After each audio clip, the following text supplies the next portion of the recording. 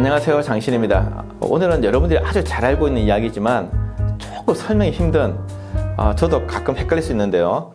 환단고기 이야기 좀 해볼까 합니다. 환단고기는 뭐 너무나 유명한 책이죠. 위대한 고대사, 뭐 웅원한 한민족사, 이런 이야기 할 때 빠질 수 없는 책이 환단고기입니다. 그만큼 논란도 많아요. 흔히 말해서 제야사학이라 부르시는 분들은 이것을 무조건 정설로 믿고 이게 뭐 무슨 가짜는 진짜라 보게 되는데, 역사학자들, 특히 이제 대학에서 학문하는 사람들은 가짜책이라 이야기합니다. 이것은 뭐 논란도 많습니다. 뭐 진짜냐 가짜냐 쉽게 이야기하면 이런 거죠. 우리가 90%가 사실이고 10%가 가짜만 섞여 있어도 우리는 가짜로 판단해요. 그게 이제 환단고기라는 것인데, 다른 책들을 좀 짜깁기 위해서 본인이 원하는 역사상을 만들었다 하는 것이 환단고기입니다. 그러면 이 환단고기 누가 만들었을까 할 때 가장 빠질 수 없는 사람이 이유립이라는 사람입니다. 이 사람에 대해서 이야기하면서 환단고기가 왜 가짜라고 주장하는 것일까 하는 부분들을 설명해 보겠습니다. 자, 그러면 일단 뭐 모두가 잘 안다 생각하지만 그래도 전혀 잘 모르는 분도 있겠죠. 환단고기는 대체로 1911년에 계연수라는 사람에 의해서 편찬되었다라고 이야기합니다. 원래 내용은 단군세기, 북부여기, 태백일사, 삼성기, 이런 4가지 책을 묶어서 했다는 거죠. 그리고 이 책은 아주 비밀리에 전해져 오다가 이 계연수가 발견해서 편찬했다, 이런 이야기입니다. 어떻게 보면 환인, 환웅, 단군 시대부터 고려 말까지를 다루고 있다 하는 책들입니다. 근데 이 책들이 어쨌든 나온 것은 1970년대부터 처음 나오게 되고 80년대 중반에 아주 한국사에서 히트를 치게 되는 것들이죠. 그래서 많은 사람들이 우리가 훌륭한 한국사, 우리가 중국 대륙도 한반도 땅이었어, 심지어는 좀 더 너무 이렇게 이상하게 파생되면 저 파미르 고원 전 세계가 한민족의 밑에 있었어, 이런 이야기 가는데, 그런 황당한 이야기까지 가지 않더라도 조금 우리 고대사를 아주 강조할 때 나오는 책이라고 할 수 있습니다. 근데 이유립은 어떤 사람이냐?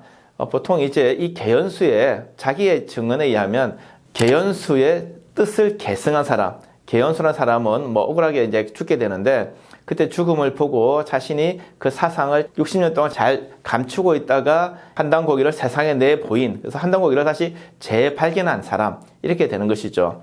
한편으로는 태백교라는 신흥 종교의 지도자이기도 하고, 그리고 단단학회라는 단체의 지도자이기도 합니다. 물론 태백교와 단단학회는 이신동체, 서로 이름은 다르지만 같은 기관이라고도 볼 수가 있습니다. 어쨌든 중요한 것 중에 하나는 이 70년대에 이유립이 환단고기를 소개할 때 이유립이라는 사람은 어떤 생각을 가지고 있었느냐? 강력한 민족주의와 그리고 고구려 중심주의, 이런 역사관을 가지고 있다는 것들이죠. 특히 유교에 대해서 철저하게 부정을 했어요. 유교가 조선을 망하게 한 아주 나쁜 주범이다 라는 역사상들을 가지고 있습니다.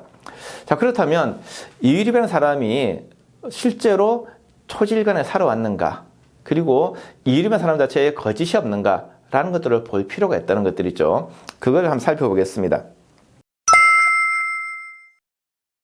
두 번째는 이제 유교 청년 이유립이라고 했습니다. 되게 말이 안 되죠. 우리가 교회 오빠, 아니면 불교 청년, 기독 청년, 이런 말 들어봤지만 유교 청년? 유교와 청년의 이미지가 겹쳐지는가? 좀 의아할 겁니다.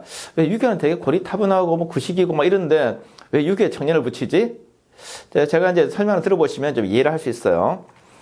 원래 이제 이유립이라는 사람에 대한 이야기는 자기 자신의 해고, 그리고 따르는 이제 그 후학들이 만들어 놓은 연보가 존재를 해요. 그래서 왜냐면 이 연보에 따라가지고 이제 해고를 만들어가지고 이유립이 어떻게 살아왔는가라는 일대기를 만들어 놓았습니다. 이 일대기를 보면 어렸을 때부터 되게 민족의식이 아주 투철하고, 그리고 일본에 대해서 철저한 반일 감정을 가지고 있어요. 그리고 그 민족의 투철하다 뭐냐면 우리 역사에 대한 자부심, 그런 것들을 이제 계연수로부터 배우고, 아버지 이간집으로부터 배우고, 유명한 고향의 독립운동가인 오동진 장군으로부터 배웠다는 것 이야기들이 끊임없이 반복되어 나오고 있습니다.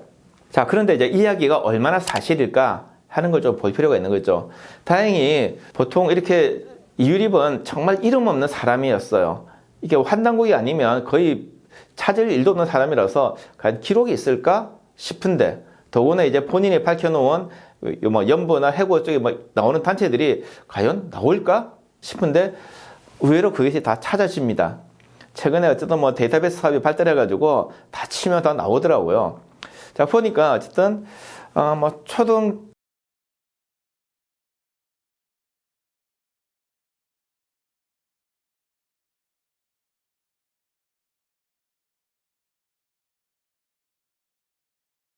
대학 2기가 이제 당군을 통해서 민족의식을 일깨웠다 했는데, 그게 이제 뜻을 이루지 못하면서 자기를 해요. 그리고 그 뜻을 개연수가 있고, 그 개연수의 뜻을 이유립 있게 되는데, 그 중에 하나가 364라는 조직입니다.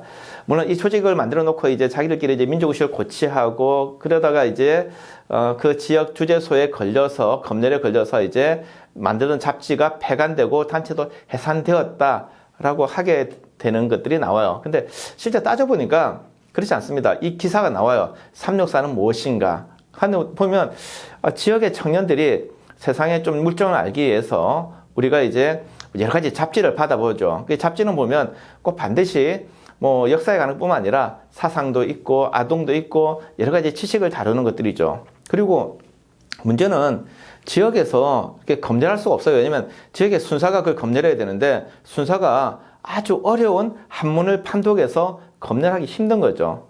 어쨌든 아까 그런 좀 사정이 있습니다. 근데 그것보다 더 중요한 것은 이 이유립이 유교 지식인으로서 활동을 한다는 거죠.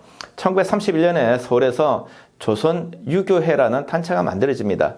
이 단체는 어떤 사람들은 친일단체다, 아니다, 그냥 유교를 부흥시켜보고 싶은 사람들 모인 단체다, 여러 가지 해석이 이제 난무하고 있어요. 저는 그냥 유교를 통해서 다시 유교의 중흥을 깨하는 전국의 유림들이 모인 단체, 친일을 가기는 애매하고 이렇게 보고 있는데요. 어쨌든 이 단체에서 중요한 역할을 하게 됩니다. 여기 들어가면 이제 젊은 유교 지식인들을 모아서 가르쳐요. 명교 학원이라는 게 있는데, 여기에 학생으로 들어가서 우수한 장학생으로 뽑혀가지고 이후에 이 단체가 맞는 기간제 1월 15라는 게 있는데, 여기서 이제 편집장으로 일해요. 그러니까 핵심에 들어가 있는 거죠. 그러면서 이제 이 잡지를 통해서 유교를 전파하고 싶어요. 여기에 특히 이제 자기 고향 삭주에 있는 사람들의 글이 아주 많이 실려요. 그러다가 이제 조금 갈등이 생겨서 이제 그만두고 고향으로 내려갑니다. 평안북도 삭주, 정말 산골이에요. 나중에 수풍댐이 만들어지는 바로 그곳인데, 여기 가서 뭘 하느냐, 해고에 나는 수없이 많은 단체들이 있어요. 뭐 이렇게 학당도 만들고 근대 교육도 시키고 하는데, 다 이걸 보면 유교를 전도하는 전도 기관이에요. 이런 게 필요한 거죠. 어떻게 보면 기독교에는 주일이 있고 천도교에는 시일이 있어요. 근데 조선 유교에는 약간 공자교회, 공자를 종교로 모시는 거죠. 그러면서 뭐냐면 이건 이제 복일이 있어요. 복일인데 일주일에 한 번씩 예배 의식을 드리는 거죠. 어떻게 보면 이 이유립은 이 공자교의 전도사예요. 그래서 자기 지역에서 수없이 많은 사람들을 공자교로 이끄는 거죠. 어떻게 보면 유교를 전도하는 사람, 기독교의 전도사 같은 사람이 이유립이라는 거죠. 이것만 보면 유교 청년이네? 또 하나, 그러면 이 젊었을 때 이 유립이라는 사람 자체는 그러면 유교를 비판하지 않았는가? 나중에 엄청 비판했다고 자기는 초질간하게 민족의식을 갖췄다는데, 왜? 1920년대 개연수가 죽을 때부터 그 뜻을 받들었다는데, 그러면 이 30년대도 민족의식이 출중해서 유교를 비판하고 고조선애라든지 고구려라든지 여기에 대한 아주 강한 자긍심을 보여줘야 되는데, 그게 역사식에 나타날까? 다행스럽게 이유립이 글을 많이 썼어요. 그게 아까 말했던 1월 15라는 곳에도 이제 글을 썼는데, 동명가라는 옛 가사를 하나 짓습니다. 사사조인데 대체로 고려 말까지를 좀 썼어요. 이걸 보면 이후에 70년대, 60년대 나왔던 이유립의 역사 인식과 어떤 차이가 있을까? 근데 보면 너무나 달라요. 70년대 그렇게 유교를 비판하고, 그리고 이제 뭐 신라 삼국통일을 비판했는데 그런 게 하나도 없습니다. 고구려를 정말 좋아했거든요. 70년대는 고구려가 제일 중심이에요. 북방에서 역사식을 가져오는 고구려인데, 뭐 고구려도 삼국통일에 뭐 세 나라 중에 하나밖에 지나지 않아요. 심지어 김춘추를 칭송하게 돼요. 근데 70년대 비판하거든요. 또 유교에 대해서도 전혀 비판이 없는 거죠. 아까도 말했지만 31년에 또 다른 사건이 하나 벌어져요. 어떤 사건이냐, 변호사 2인, 항일 변호사 2인이 좀 글을 하나 썼는데 공자를 되게 좀 무시하는 글을 좀 썼어요. 거기에 분격해서 전국의 유림들이 모여서 2인을 성토하는 대회를 열어요. 삭주 대표로 참여합니다. 뭐 여러 가지 편지도 쓰고 여러 가지 활동을 많이 해요.